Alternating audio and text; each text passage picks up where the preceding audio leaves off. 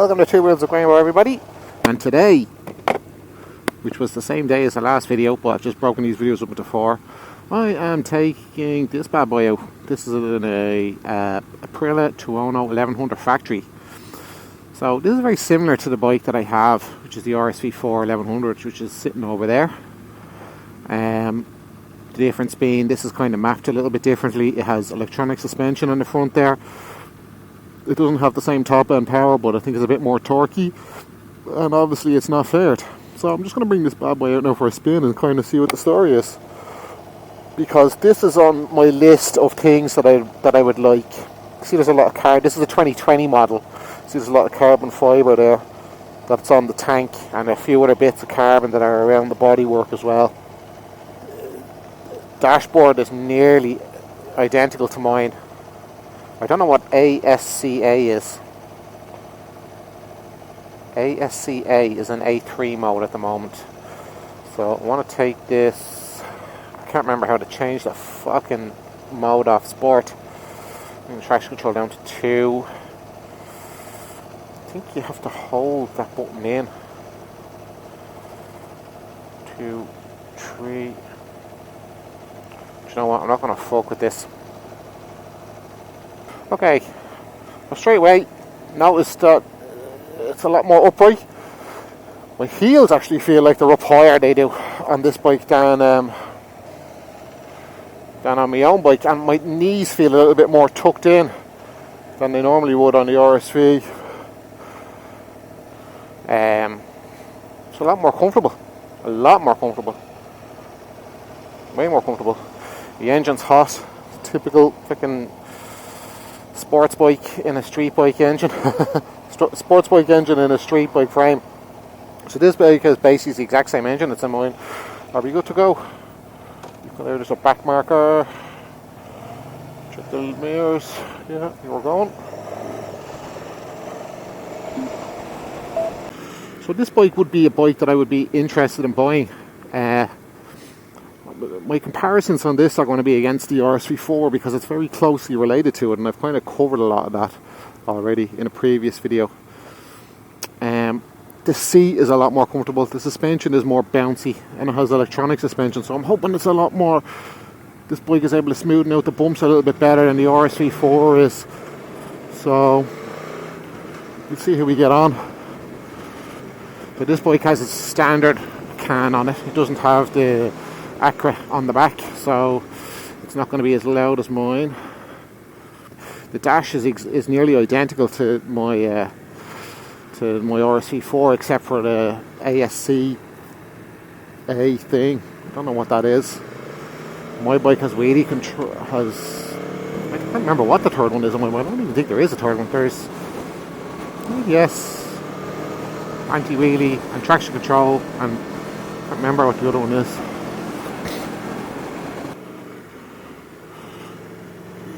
This is deadly, this bike is. Yeah, it even sounds good. Like, I think it sounds like it has that valve on it that opens at a certain RPM, like the RSV4 has, so that it gets real loud. We'll know shortly in a minute anyway. Yeah, she's actually really nice, very comfortable. It's a little bit more forward. My heels are up a little bit high. Like, I prefer them down maybe a small bit. But I suppose that's kind of because you'd be leaning this thing over. So I suppose one of the big things about this bike is that its main competitor is the 1290 Super Duke. All right, there's no ifs or buts about that. There's some good revisions on the Super Duke this year, so they've gone with linkage on the swing arm as opposed to directly mounting the shock to the swing arm, the shock and spring, which has kind of improved it a bit, because apparently it was always a bit of a leery thing, like, you know, it was a bit of a hooligan's bike. Now, I've never ridden one of these before, so I don't actually know kind of what to expect, like, you know, but it feels great so far. Throttle response is really smooth. The noise out the engine is great. It's powerful. A little bit windy on the motorway now, I have to say. It's a little bit windy, but I mean, it's not fair, so what are we expecting? Like, yeah, so you can hear once it goes above, say that valve is in the exhaust that opens up on this. Once it goes above 5,000, you can hear that it opens up and it gets real loud. I think they call that the happiness valve. They don't call it a happiness valve, that's just what I call it. Yeah, this bike feels much more comfortable kind of swinging it left and right than the RSV4 does. I suppose the RSV4 is very track focused. This is more going out on the street. I have to say the seat is, one thing I'm noticing is that the seat is much more comfortable on this bike than it is on my RSV4. Like, way more comfortable. The seat in the RSV4 is basically a plank, whereas this is actually something you could sit on for a while. So let's see if we get on with this now on the bendy bits and stuff when we get up ahead. It's very fast. One thing I'll note is, and I've said this to a lot of people, I was on holidays with the company Bike Wizard there last year. We went around Italy and Austria and Croatia, and before the coronavirus came in, obviously. And one thing we noted was that there was 1290 Super Dukes everywhere.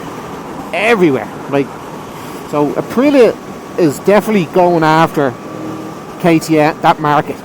That they're going after KTM, which have kind of control of the market at the moment. And this bike definitely will contend with them. It's actually awesome. Like, it's just, everything just feels like it's sitting perfectly right, and like I'm in 6th gear here now, and there's just chugging along. It's grand. The engine's not vibrating away. The V4 means you have power everywhere. So you've got all the way from, you know, the low down torque to the top end power. It's good. So the only thing this bike I suppose needs would be the Aprilia can that's on the RSV4. That'd really finish it off. You can get there's lots of little accessories you can get for this bike as well, like the winglets on the front, which they're not really necessary on a bike like this. They're not really necessary on any kind of street bike, to be honest, but they do set it off and make it look well. There's Bluetooth kits that connect up to your phone, and there's a few other little bits and pieces you can get. Like, you can get those carbon fibre brake air vents that sit on the front calipers, like, you know, to cool the brakes by 30% more than normal. But I mean, when are you ever going to cook the brakes that much on the street? Like, but again, they set it off and they make it look nice. There's one thing I hate, it's rain on bikes. Actually, does this thing have a quick shifter? Yeah, so this has a quick shifter as well, which is good. I went out on another bike there a few minutes ago, well, an hour ago, and there was no quick shifter on it. And I'll be honest with you, I'm ruined with a quick shifter, alright, because I've just turned into the laziest fucking biker going now, and I just expect quick shifts to be available to me, and they're just not all the time. Like, this bike seems to be kind of medium speeds, seems to be an awful lot easier to swing into the corners than the RC4 does. Probably because I'm sitting up a little bit more. Oh, it's about the fucking piss rain, man. And the Tuono as well, the one I wanted a good go on. So Aprilia have had the 1100 engine in the Tuono for a long time now, like, you know, as far as I'm aware. They've used this V4 configuration for a good while. I mean, as far as I'm aware, there were some kind of teething problems with it at the start, but, you know, this is kind of, it's a well, I suppose, what's the word, used engine at this point, you know, and all the kinks have been worked out. Any kind of first generation bike with a new engine and new kind of gear and equipment and stuff like that will always have problems, but this has been around quite a while now. The same can be said for the LC8 engine in the KTMs in the 1290 Super Duke.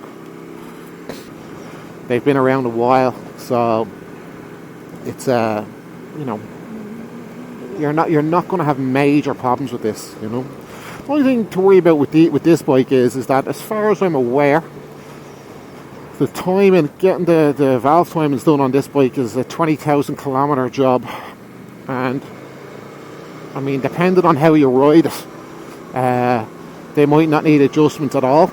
Like, I mean, on my old Beamer, I got the valve clearances done, and they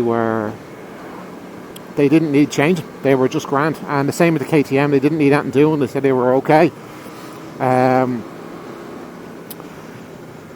But if in the event they do need doing, I think it's an engine out job for this bike, which could be expensive in terms of labour costs and stuff like that for servicing. But I mean, you're paying 21 grand. This is what this bike costs. This bike is 21.5 grand. I mean, if you're buying an expensive bike, you may expect expensive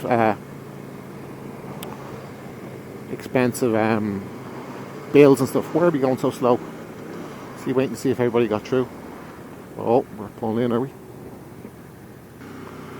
Yeah, it's a nice bike now. Really smooth engine. Like, it's not kind of...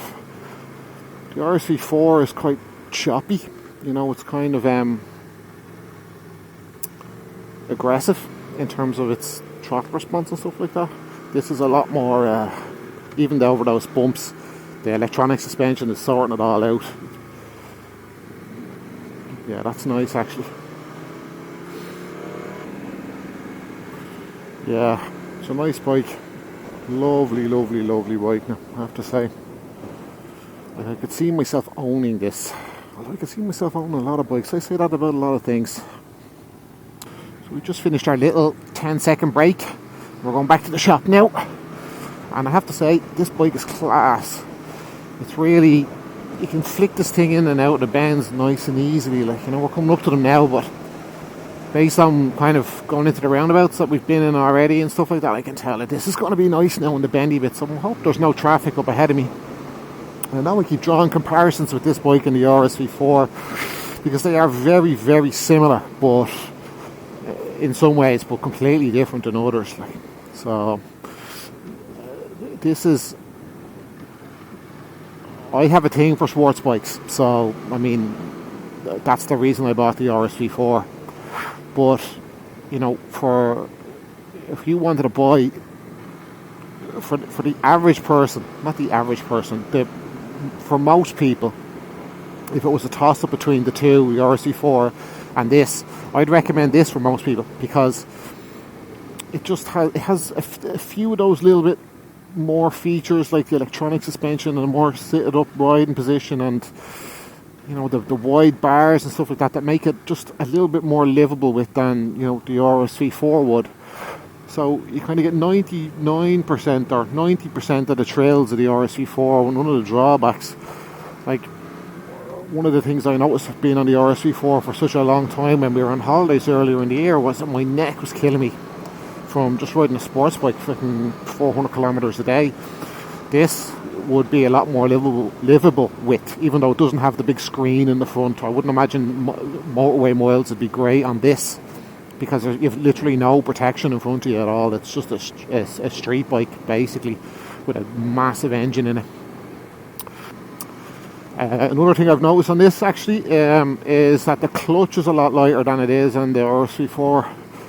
The clutch on the RSV4 is very heavy. Okay, it's extremely heavy actually. It's driving in traffic with the clutch on the RSV4 is a killer. Are you telling me to come on?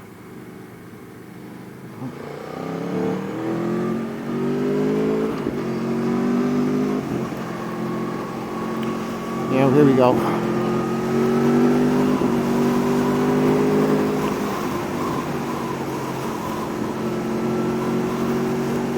Just remember the way.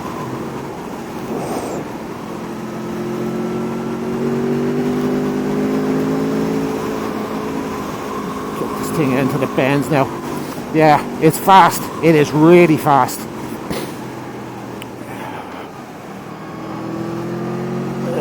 Swing her down. She's nice, really responsive. Really responsive. The electric, you can feel it. This is actually a lot more smoother than the RSV4 would be. You can feel that electronic suspension working. A lot of people say, oh well, you can't feel it. Well, I can feel it. I can feel it definitely. I know that this is different from being on the other bike. Or maybe the suspension setup on this is a bit softer. But yeah, it's good fun on the bendy bits. Nice noise out of that engine too.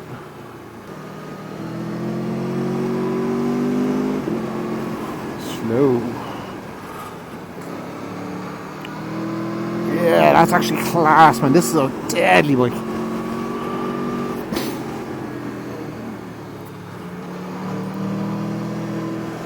You know, this is a lot more fun than the RSV4. A lot more fun. Like, this is more enjoyable. You don't have, you've got all the power that you need, I suppose, and none of the freaking drawbacks of the RSV4. Actually enjoy a good spin up the mountains on this. Yeah, this is all the trails and none of the spills of the RSV4. That's what this bike is. 100%. Way more livable with than the RSV4. Like, I love my RSV4 and I wouldn't change it. But if I was somebody who just wasn't a sports bike fanatic and I wanted, you know, a really good Aprilia or something like that, or a really good bike, really fast bike, it'd be this or the Super Duke. But for me, it'd probably be this. I prefer the V4s over the V2s, to be honest. Like, this is a class bike. Jesus, this is a 10 out of 10 for me. 10 out of 10. You're not going to get better than this, lads. You are not going to get better than this. This is just so much easier to ride than the RSV4 as well. It's just very, very, very enjoyable. I just wish I didn't have to go for a piss real bad. So if I had the fucking money, I'd be buying one of these. Without a doubt. Definitely, like. Definitely I'd buy one of these bikes. This would be great, kind of just a little... It'd serve the same purpose that the RSV4 serves. It's a toy, but also has the workability as well. I mean, in terms of, you know, if you need to go somewhere and do something, you're not going to be breaking your back. For any older fellas that were on sports bikes that are now thinking of something a little bit more subtle but still want that kind of blast up the mountains, this is the bike to buy, without a doubt. Without a doubt. I mean, the lads from 44T tested this, and I mean, they've tested a lot of bikes, like a lot of bikes, and they say this is the one to buy, like ahead of the 1290 Super Duke. They say this is the bike to buy. It's pricey.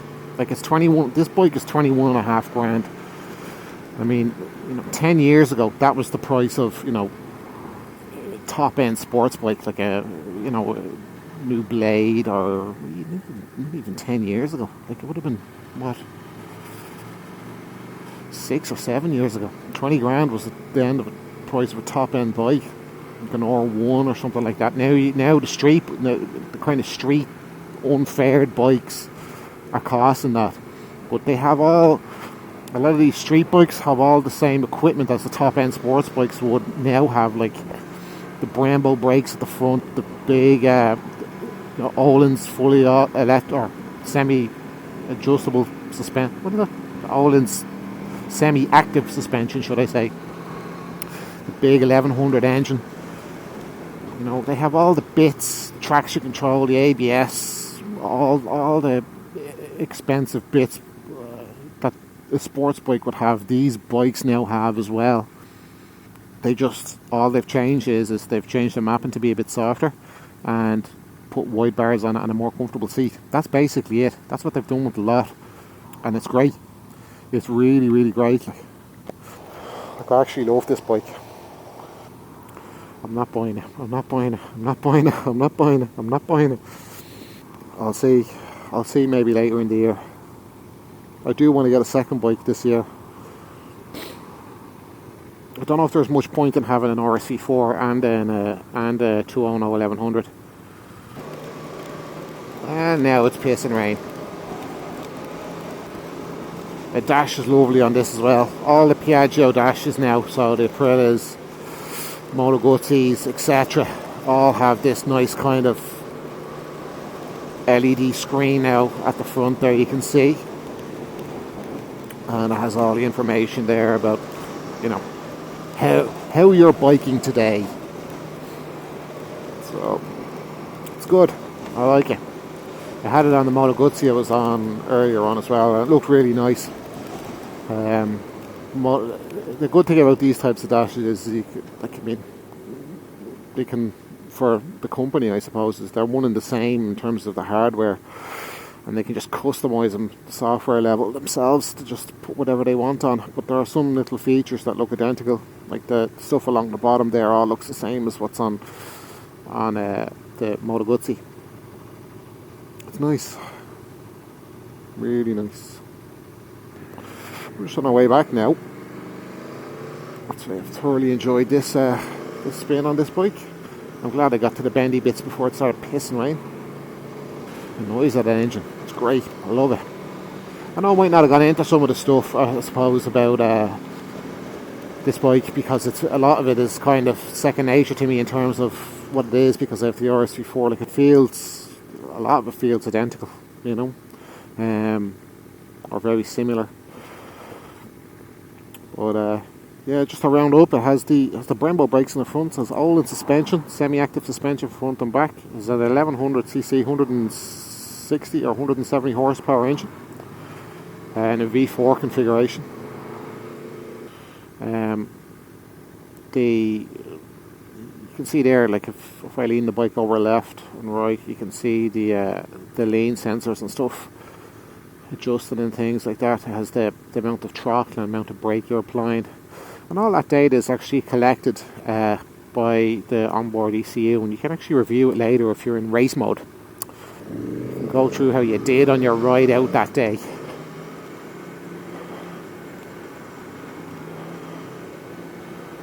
So it's good. Olin's on the back as well. They're I think it's a TTX shock, I think, that's on the back of it, which is a good shock. These come with the tyres that these come with are the Super Courses, which are an expensive tyre, and to be honest, they're not great in the wet. I've noticed this on the RSV4 that I've got the Super Courses on that too, and they are not great in the wet at all. So I don't know. Continentals do very good tyres as well, which I've kind of thought about changing to maybe at some point in the future. Maybe you might consider the same thing if you do decide to buy this bike and you're living in a wet country like Ireland. The service interval for this bike is every 10,000 kilometres. You know, standard stuff basically. Very standard stuff. But an enjoyable ride out now, I have to say. A lot more comfortable than the RSV4. Looking back on it, if I had my money now and I was considering buying one, like at the time I was totally set on an RSV4 because I'd never owned one. I probably never will own one again, just because I'm getting older and stuff. Looking back on it, I'd have been definitely considered. I did consider this, but I didn't give this enough consideration, so to speak. But now, if I had the money now and I was changing, this would be up there at the top of my list in terms of what I'd be buying. It's an absolute weapon. Savage bike. Really, really enjoyable. Put a smile on your face every time you go out in this thing, it would. So again, got to ride this today because of Megabike's open day. They have a new shop in Ballymount Industrial Estate, if anybody didn't know. It's actually a great shop. Megabikes are now the Piaggio dealer in Ireland, so it's good to have. It's good that that's there now, that we have these Piaggio dealers here. Yeah, savage bike.